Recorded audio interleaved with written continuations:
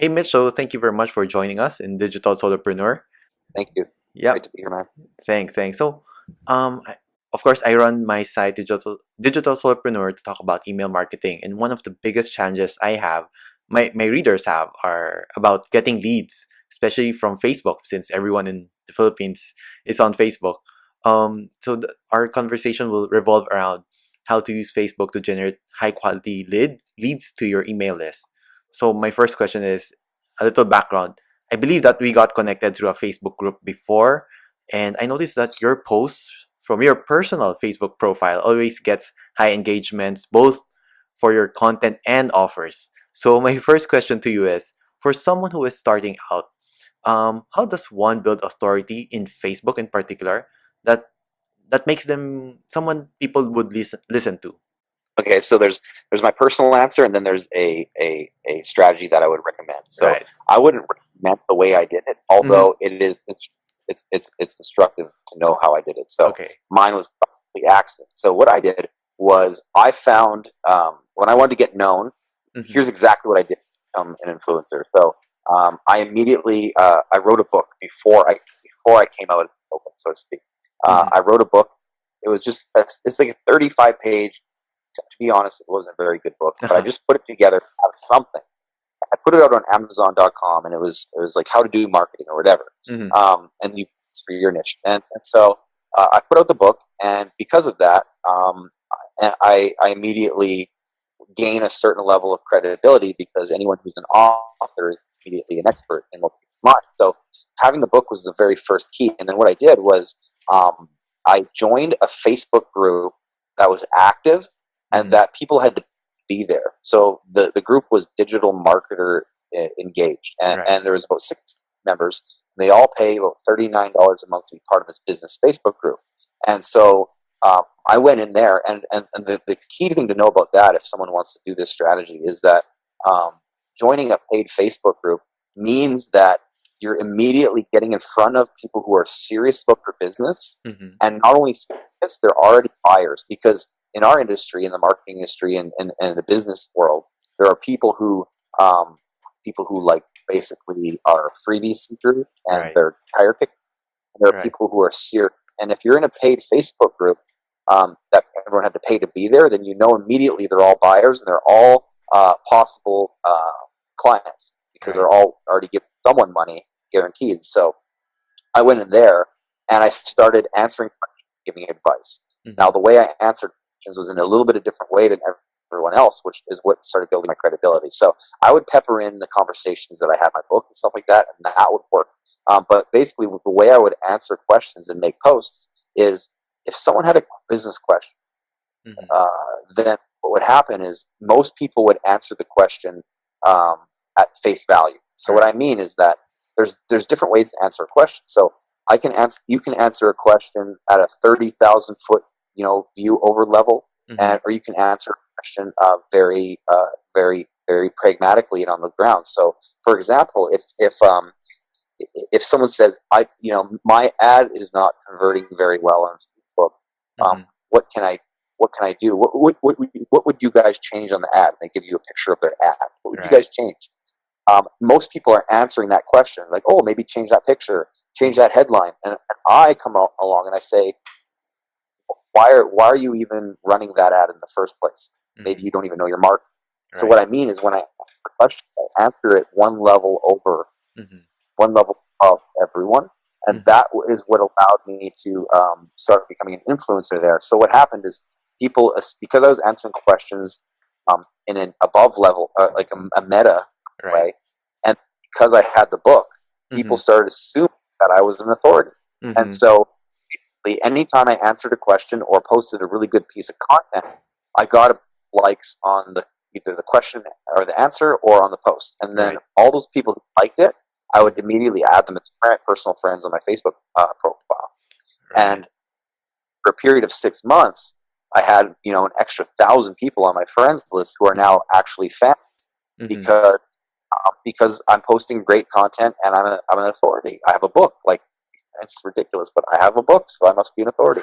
And so And then what I started to do is I started to milk that. So I started, if I would travel, I would, start. I would take pictures of it, and I would start basically becoming a little bit of a celebrity, and Mm-hmm. just trying to really not be afraid to take on that authoritative role of being that expert. Because here's the thing: if you're a solopreneur, if you're a freelancer, it doesn't matter what you are. Right. If you're doing that, what you don't want to do is just sell the service. Like Mm-hmm. if you're web developer, you're not a web developer. That's for everyone else to compete against each other. You're not a web developer. You're the trusted advisor for people to even know how to choose a web developer. So see Right. here, this is my secret. Mm-hmm. If I teach you how to, if I teach people how to even choose a web developer, then that makes me like the gatekeeper of web developers. Right. You know what I mean? It puts me Right. above everybody else. Mm-hmm. If I'm teaching entrepreneurs how to even choose a web developer, then that means I'm like a level above all the different web developers applying for their business. Right. You see how I frog over everyone else, and anyone Mm-hmm. can do this. Right. And so that's to be quick, that was my personal strategy. That's how I've done it, and now it's taken a life of its own. People Mm-hmm. find me, people follow me. I don't even know anymore, but that's how it started. Right. The second option is the good old way is you can post some good content and video works these days, just Mm-hmm. giving advice. What you want to do is most solopreneurs, their Mm-hmm. focus right now is, how do I sell my service? Right. That's the wrong focus. What you want to ask yourself is, how do I how do I prove to my market that I'm an expert at my service? First, Mm-hmm. prove your expertise. Don't try to take their money yet. You Right. haven't earned it. Haven't deserved it yet. You need to prove that you're the expert worth hiring first. So instead of trying to sell, try to sell yourself in the Mm-hmm. form of a known expert. Give Mm-hmm. advice without asking for clients. In fact, tell people you have a waiting list. Right. Say, hey, listen, I'm not taking on many clients right now, but I'd just love to give you some great advice on X or whatever. And Mm-hmm. so when you start getting known as a person who gives advice about the industry in general, then that puts you above everybody else by default. And then they're going to come to you for the work, because I mean, you're the one who taught them how to even make the buying decision in the first place. It just Right. puts you above everything. Right. It's like it was blogging, right? It's like this is the equivalent of guest blogging. Like you're going into a paid Facebook group and to like contribute and then get qualified leads from that group and build your audience that way. In this case, what you did was it became part of your Facebook friends. Yeah, Yeah. exactly. And I started, if I made offers for people to work with me, Mm-hmm. it was always on my personal page, obviously, because you can't do that in a group, you Yeah. get banned, kicked up. Mm-hmm. But I started the offers on my personal page, and I did it in a way that wasn't needy. So I wasn't Mm-hmm. saying, please hire me or get in touch with me or Right. private message me. It Right. was, hey, I just had a spot come available. It's going to go quick. If you want it, come get it. First come, first serve. Mm-hmm. There's an interview process. I'm not just going to get you as a client, and I'm pretty expensive. So Mm-hmm. yeah, you better do like that app, which automatically assumes, that you're in high demand and all that. So all this means is that you got to be confident enough to actually be that authority Mm-hmm. and really be that person. And that just requires a decision, because you're already good enough. Most of you guys listen to this are good enough for your Mm-hmm. skill Right. to be an authority. Someone's got to do it, right? Someone's got to be an authority. Why Might not as well. you? Yeah. So you spoke about your tactics, right? Not being needy and giving scarcity and interviewing your clients before working with them.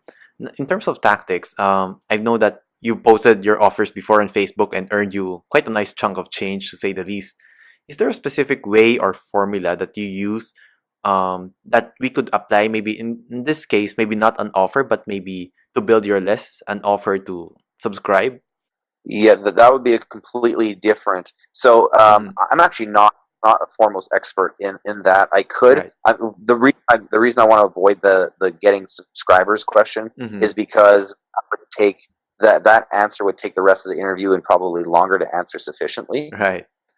Right. And so I'm to answer this Mm-hmm. the second part of your question, which would be if you do have people on your Facebook who could be your market, or you get them there, how Right. could you offer that irresistible or convince them to work with you? The first thing I would do is uh, immediately say some sort of scarcity. I would say, Right. hey, I have one spot left for this for anyone who's interested, or Mm-hmm. whatever, right? And then I would say, there's always one spot left. It's never like, hey, I'm available to do your website. It's Right. like, there's always one spot left, or there's always just, oops, something just came up, and it's always just there's a chance that we Mm-hmm. might be able to work together. I would say, hey, there's one spot left for something. If this or anyone you know is interested in this, then you better snap it up quick, because Mm-hmm. people are going to grab. So there's a scarcity, and then Right. there's also there's other people in the social proof of that someone else is going to snap it up. And then I would say, listen, if you have X problem, so if you have an old outdated website and Right. you're not getting your clients, and it's costing you sales, it's costing you money, it's embarrassing. If Mm-hmm. all of these problems, X in the form of questions, then I have a crazy deal for you that you're not going to be able to you know what I mean? Yeah. Um, as long as you qualify, and Right. then you go down the list. Here's what I got for you. Mm-hmm. Since I can only work with one client, here's what I'm going to do. I'm going to build you this website. It's going to do X, X, and X for you. It's probably going to make you a lot more money. You know, it's going to bring you more friends. Girls are going to love you. You Right. know, all the stuff happens to the Mm-hmm. website. And you just make them want it, and you say and you make them an irresistible offer. The price is only going to be blank. Mm-hmm. I know that's expensive. You get what you pay for, and you say, you know, you got to make a good offer, and then go into what that is another time. But you want to make a good offer, and then what Right. you do at the end, you say, um, that anyone who wants to do the one person who wants to take this is first come first serve. Mm-hmm. Say them with scarce, and then you just say, you're going to have to apply to work with me. Right. And what's interesting about that is that's really backwards and foreign to what most of us do, or Mm-hmm. what I want to do. It's opposite, Right. especially to how things are even in the Philippines. Mm-hmm. Very opposite. Right. And so the natural inclination is to, most people listening to this is going to be like, fuck, I can't do that. I'm scared to do that, because Right. first of all, I barely get business as it is, Mm-hmm. let alone now I'm going to be commanding people to apply. Right. It's like, who do I think I am, or who do they're going to think I am? But the truth is, when you do that, see, this is why you got to understand some of these truths about the game that we're in. Is Right. that people want what they can't have. Mm-hmm. Right. That goes for dating, goes for life. People want what they can't have. People want what others want. Mm-hmm. And so, if you understand those things, then you understand that when you apply, to have someone work with you, when you put that out there, Right. people are going to want to apply. That's what it's not. You're not Mm-hmm. going to turn them off. Right. They want. You know what I'm saying? Mm-hmm. Right. So. So all these tactics that we're afraid to do, Mm-hmm.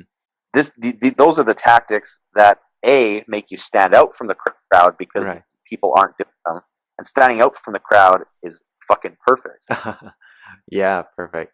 And it goes without saying that you must have established your authority first, right? Before you make these kinds of claims or offers, I mean. Um, you do them simultaneously. You Okay. don't wait. Mm-hmm. You get what I mean? Because someone with authority Right. would naturally do those things, and Mm-hmm. someone who does those things would naturally have authority. So you do them at the exact same Right. time. Got Can't it. wait, like the Right. yin and yang. So it doesn't like take away from the other, right? When you do an offer, you do a content, it both of them build your authority. Yep. Right, right. Now, I know just a couple more questions, Mitch. So I noticed that you do a lot of videos for content, and when you do offer, it's more text-based. Is there a particular strategy for doing that?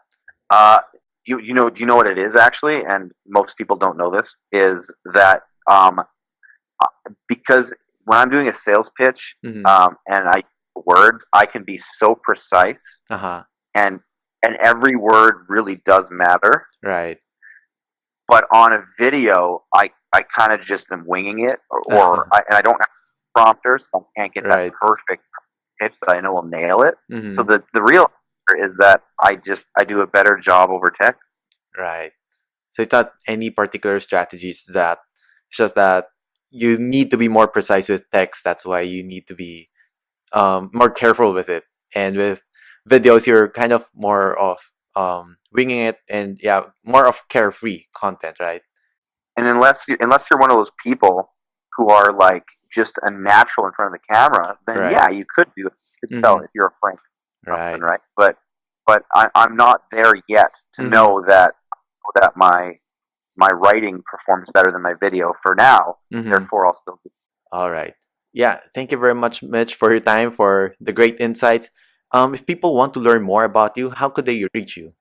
They can visit they can visit my personal profile at Mitch Miller. Mm-hmm.